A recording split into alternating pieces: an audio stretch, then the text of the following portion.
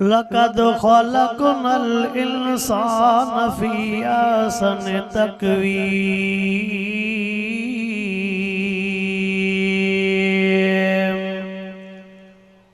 वक़ालन नबिय्यु सल्लल्लाहु अलैहि वसल्लम खैरुन नास मन यनफ़उन्नास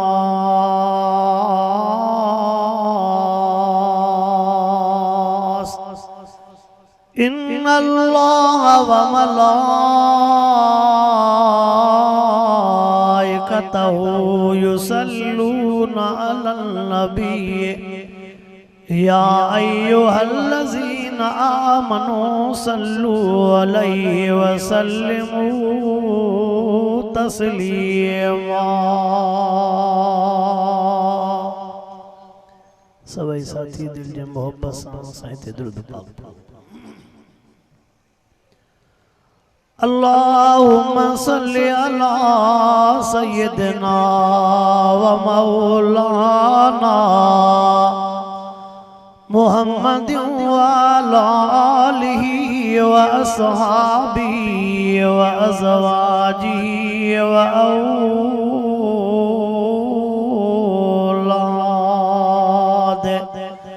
व औलादिहि व अहलि बैति अजमईन।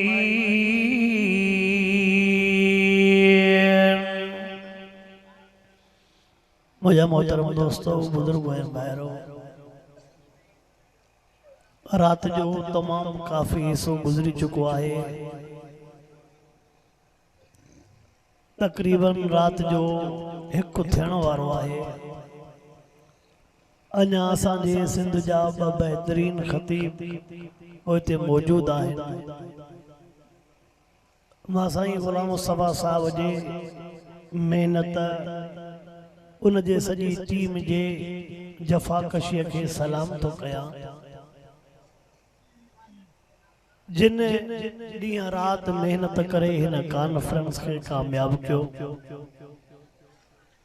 अल्लाह रब्बुल आलमीन शल समूरन साथिन जे अचण वेहण ॿुधण ॿुधाइण खे रब साईं शल क़बूल ऐं मंज़ूर फरमाए। मां जे साम्हूं क़ुरान पाक मां जेका आयत पढ़ी उन में अल्लाह साईं इंसानियत जो हिकिड़ो मक़ाम ॿुधायो आहे। रब साईं इंसान ज़ात जी हिकु तारीफ़ कई आहे। ए कुरान पाक इंसान ज़ात जी तारीफ़ तो करे। अवां जे साम्हूं जेका मां महबूब साईं जी हिकिड़ी हदीस पढ़ियमि, उन हदीस पाक में रसूलुल्लाह साईं फरमाइनि था, तव्हां मां भले में भलो उहो आहे जेको इंसाननि सां भलो थो हले। कुरान पाक जे आयत में भी इंसानियत बयान थियल आहे। वरी आका साईं भी फरमाइनि था, तव्हां मां भले में भलो उहो आहे जेको इंसाननि सां ॾाढियां जेको इंसाननि सां इंसान सॾाइणु सवलो आहे पर इंसान बणजणु ॾुखियो आहे। मुसलमान सॾाइणु सवलो आहे पर मुसलमान बणजणु ॾुखियो आहे। कुरान पढ़णु सवलो आहे पर कुरान पाक ते अमल करणु ॾुखियो आहे। निमाज़ पढ़णु सवली आहे पर निमाज़ जे मथां अमल करणु, निमाज़ चवे छा थी पई उन जे मथां अमल करणु ॾुखियो आहे। अल्लाह साईं शल अमल जी तौफ़ीक़ अता फरमाए। अल्लाह इबादत सां भी राज़ी थींदो आहे, रब इबादत सां भी परचंदो आहे, पर अल्लाह मखलूक जे ख़िदमत सां भी परचंदो आहे। कुरान पाक जे 30 सिपारनि जो ख़ुलासो बुज़ुर्गनि 3 शयुनि में लिखियो आहे। हिकु अल्लाह जी इबादत, ॿियो रसूलुल्लाह साईं जी इताअत, टियों मखलूक जी ख़िदमत। अवा घणियूं शयूं, हिकु अल्लाह जी इबादत, ॿियो रसूलुल्लाह साईं जी इताअत, टियों मखलूक जी ख़िदमत। रसूलुल्लाह सल्लल्लाहु अलैहि वसल्लम जे 63 साल ज़िंदगी जो ख़ुलासो भी 3 शयूं। सुन्नत मुस्तफ़ा सीरत मुस्तफ़ा सूरत मुस्तफ़ा अवा घणियूं शयूं सुन्नत मुस्तफ़ा सीरत मुस्तफ़ा सूरत मुस्तफ़ा पो कुरान पाक जे बि इन्हनि टिनि ॻाल्हियुनि ते हलो रसूलुल्लाह साईं जे इन्हनि टिनि ॻाल्हियुनि ते हलो इंशाअल्लाह मौत थींदो वेंदई क़ब्र जन्नत जे बाग़नि मां बाग़ बणियल हूंदई क़यामत वारे ॾिहाड़े जीअं उथंदे क़यामत वारे ॾिहाड़े जीअं उथंदे महबूब साईं जा दीदार थींदई महबूब साईं जे हथनि मुबारकनि मां हौज़े कौसर जा जाम पीअंदे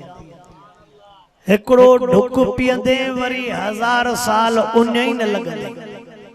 साम्हूं अल्लाह जा दीदार थींदई बांदा जॾहिं महबूब जा दीदार थियई अल्लाह जा दीदार थियई त दुनिया जो तोखे गम यादि ई न हूंदो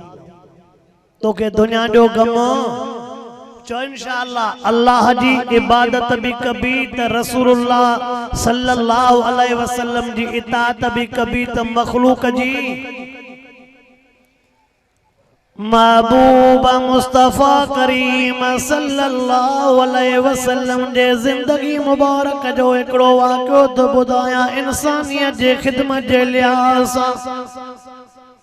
हुज़ूर अनवर अलैहिस्सलातु वस्सलाम जे दुनिया मां बुरके मटण खां बाद में साईं जे सीरत जो मुतालो त कर साईं जे बुरके मटण खां बाद में मिठड़ो अबू बकर सिद्दीक़ रज़ियल्लाहु ताला अन्हु अम्मा आशा साईं जे घर आयो ओ मुंहिंजी अम्मा ओ मुंहिंजी न्याणी आशा जी मुंहिंजा बा मां कुर्बान वञा अॼु तव्हां बाजारे लिहाज़ सां लाइ कहिड़ो सुवाल पाकियो हुज़ूर अनवर अलैहिस्सलातु वस्सलाम खां बाद में सिद्दीक़ अकबर पंहिंजी न्याणी अम्मी आशा खां पुछा कयो मुंहिंजी न्याणी ॾे त ख़बर महबूब साईं खे मां ॿार जेके बि कम कंदे ॾिठो हुज़ूर जे सुन्नत जे मथां मां अमल कयो मतां को साईं घर में अहिड़ो कम कयो हुजे महबूब बकर खां मिठे मुहम्मद जी सुन्नत रहिजी न वञे पुट साईं जेके भी हुक्म फरमाया उन जे मथां मां अमल कयो साईं जेके भी हुक्म फरमाया उन ते भी अमल कयो साईं जेके पाण कम कया उन जे भी मथां अमल कयो ओ मुंहिंजी न्याणी मथां साईं को अहिड़ो घर में कम कयो हुजे महबूब बकर खां मिठे मुहम्मद जी सुन्नत रहिजी न वञे उन्हनि यारनि जी त इहा ई ख़्वाहिश हुई त का महबूब जी सुन्नत रहिजी अल्लाहु अकबर अम्मी आशा सां अर्ज़ करे थी ओ मुंहिंजा बा हिकिड़ो त कम मूंखे यादि आहे अलाए तो उहो ॾिठो हूंदो अलाए कोन ॾिठो हूंदो चवे थी अम्मा साण फरमाए थी जुमे जे ॾिहाड़े महबूब साईं मूंखे फरमाईंदा आशा मां मुहम्मद करीम जुमे नमाज़ पढ़ाइण थो वञा तूं हिकिड़े ताम तूं हिकिड़ो मिठो नरम ताम तयारु करे रखजांइ उहो मां जुमे नमाज़ खां बाद में खणी वेंदुमि हर जुमे ते महबूब साईं जो इहो मामूल हूंदो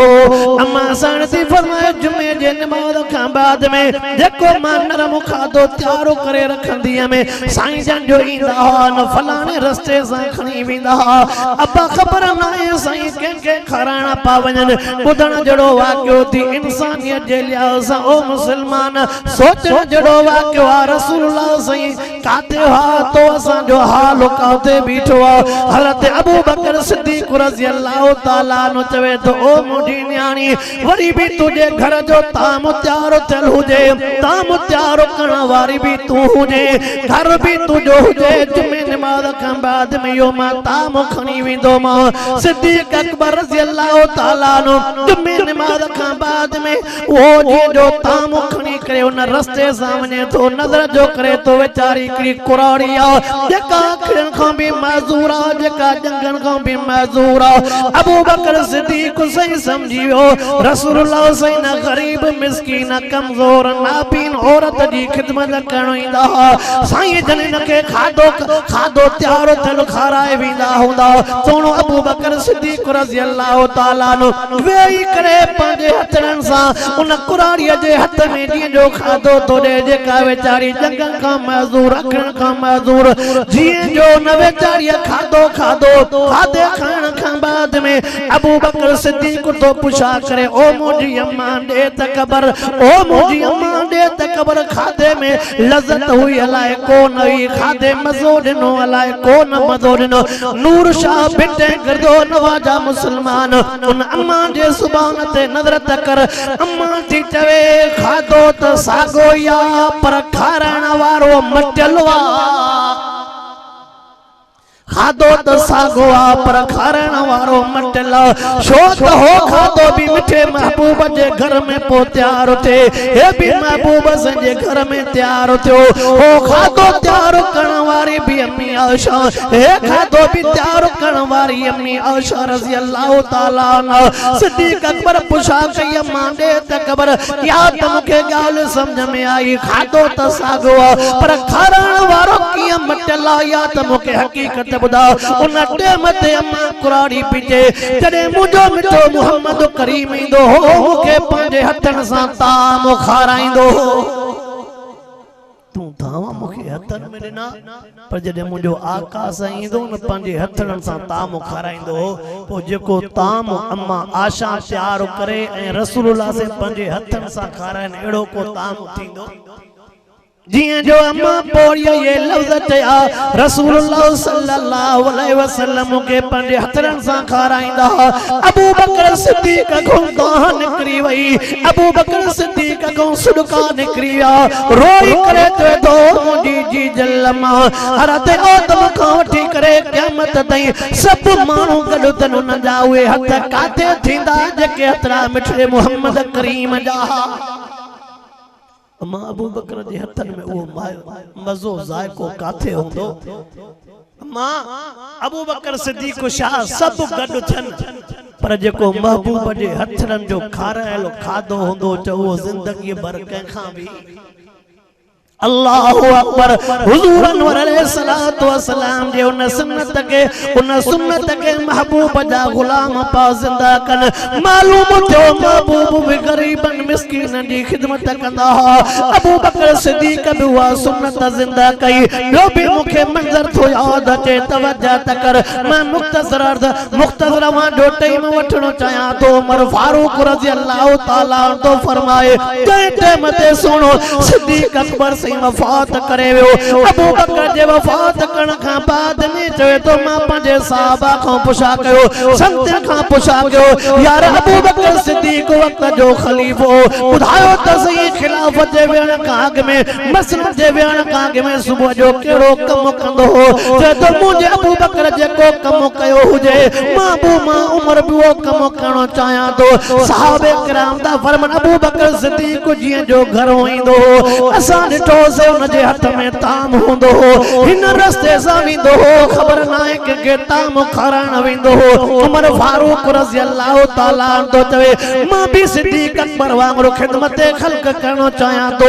फारूक आजम रज़ी अल्लाह ताला नो वो तैयार पंहिंजे घरों ताम तैयार करे उन रस्ते सां वञे तो पियो अॻिते जो नज़र के हिकिड़ो कुराड़ो आ जेको अखियुनि खां भी माज़ूर आ जंगनि खां भी माज़ूर आ उन जिया जो उमर फारूक जे अचण जो आवाज बुधो ईंदो तो पैर जो खड़को थींदो जिया जो पैर जो खड़को बुधे अचण जो आवाज बुधे उन टाइम ते पोड़े खोरड़े निकरी वई के तो पीर बुधाए 3 ॾींहं काथे हुई पोड़ो तो चवे ते 3 ॾींहंनि खां वठी करे मूंखे विसारे छॾियो थी ॿुधायो त सही मां तुंहिंजो इंतज़ार कयो मां छो मूंखे बुख मारी उमर फारूक पंहिंजो पाण झलण जी कोशिश कई उमर फारूक पंहिंजे दिल ते कंट्रोल करण जी कोशिश कई अल्लाह अकबर पोड़ो तो चवे जवाब छो न थो ॾे पोड़े खे ख़बर ई कोन्हे को त हे केरा हो केरो उन टाइम ते वरी पोड़ो जे टाइम ते उमर फारूक रज़ी अल्लाह ताला न वेही करे पोड़े के ताम तोड़े थाम तोड़े उन टाइम ते पोड़े जे सुभान मो लफ्ज़ केड़ा निकता चते को 3 ॾींहंनि खां वठी करे आयो भी ना है वरी खाराइण भी विसरी वियो थई 3 ॾींहंनि खां वठी आयो भी ना है तोखे खाराइण भी विसरी उमर फारूक यार पाण न झले सघियो उमर फारूक पाण न झले सघियो उमर फारूक खानदान निकिरी वई रोई करे चए थो चाचा ओ चाचा तुम्हें पंज ॻाल्हि ते सही आहे चए थो 3 ॾींहंनि खां वठी करे तोॾे कोई कोन आयो आहे जेको सुबुह शाम ईंदो हो जवान अबू बकर दुनिया छॾे वियो आहे अबू बकर सिद्दीक़ दुनिया छॾे वियो आहे वो सोनो सिद्दीक़ अकबर तोॾे सुबुह शाम मानी पो खाराइण अचे चवे थो मुंहिंजो नालो उमर सीरत जे किताबनि में लिखियो पियो आहे पोड़ो थो चवे जेकॾहिं तूं उमर वो यार अबू बकर हो पोड़ो थो चवे मानी बाद में खाए पी फिर मूंखे कलमो पढ़ाए मुसलमान बणाए जी मां हुयुमि बि गैर मुस्लिम मां पोड़े नाबीना मजूर जी हिन जाइ ते खिदमत करण लाइ वक्त जो बादशाह अबू बकर पो अचे चे उमर मां तव्हां जी खिदमत ॾिसी करे मुंहिंजो ज़मीर थो चवे अवल मानी न खाइबी अवल तव्हां जे वॾे तव्हां जे मिठड़े मुहम्मद ते कलमो पढ़ी मुसलमान असां दावा करण वारा इश्क जी रसूलुल्लाह जे गुलामी जी दावा करण वारा असां के त अबे जी खिदमत भी को नथी थी सके असां का अम्मा जी जी खिदमत भी को नथी थी सके उन गरीबन मिस्किनन जी खिदमत करे उन धारन जी खिदमत करे अदरात मदरात पानी मानी पहुंचाए तो के मुके समझायो त हकीकी इंसान वो थींदो आ जे दिल में इंसानियत जो दर्द होजे असां वट सूरत हाल भी लगी पिया अबो वेठो तड़पंदो आ बच्चे के रहम न ईंदो आ अम्मा जी दिल वेठी तड़पंदी आ बच्चे के रहम न ईंदो आ अॼु वादो कयो वञो अल्लाह जी इबादत भी कंदासे रसूलुल्लाह जी इताअत भी कंदासे मखलूक जी खिदमत भी कंदासे वॾनि पोड़नि जो ॾाढनि वारनि जो अदब एहतराम सिखो पाण के महबूब मुस्तफा संजो सच्चो गुलाम साबित कयो असहाबन जो सच्चो गुलाम साबित कयो अहल बैतन जो सच्चो गुलाम साबित कयो कम अज कम जेके असां जलसन में चऊं था इहे ही पंहिंजी ज़िंदगी तब्दील कयूं इंशाअल्लाह वो ॾींहुं परे न आहे जो हर हिक जे चेहरे ते महबूब जी सुन्नत ई सुन्नत मुंहिंजा उस्ताद हरस मीर मोहम्मद मीर अकबर फरमाईंदान त छड़ो जेकॾहिं असांजा कलमे पढ़ंदड़ मुसलमान हिकिड़ो ई कमु कनि तॾहिं में दुनिया कुफर वारी ॾकंदी साईं कहिड़ो कमु कनि साईं फरमाईंदान छड़ो महबूब जा सच्चा आशिक पंहिंजे चेहरे ते महबूब जी सुन्नत रखनि ओ जेको दुनिया जो कैमराऊं काफ़रनि जा मुल्कनि जा छॾियल सयारा जॾहिं ॾिसंदा त वञो बणा हे त सॼो अलाए कोई मुल्हनि जो आहे पंहिंजो पाण भॼी हलिया तो इंशाअल्लाह नमाज़ो भी पढ़बियूं महबूब जे सुन्नत के भी आबाद कबो आलमन बुजुर्गन नेकन सालन जे सद ते भी अचबो जलसन में भी अचबो पांजे घर में भी दीन पांजे घर वारन के भी दीन सेखारबो उनन के भी तलकीन कबी पाण भी दीन ते हलबो अल्लाह से जेको कुछ मुखो चवरा रब मुखे भी अमल जी तौफीक अता फरमाए अवां जेको कुछ बुधो अवां के भी रब से अमल जी तौफीक अता फरमाए वा आखिर दावाना अल्हम्दुलिल्लाह।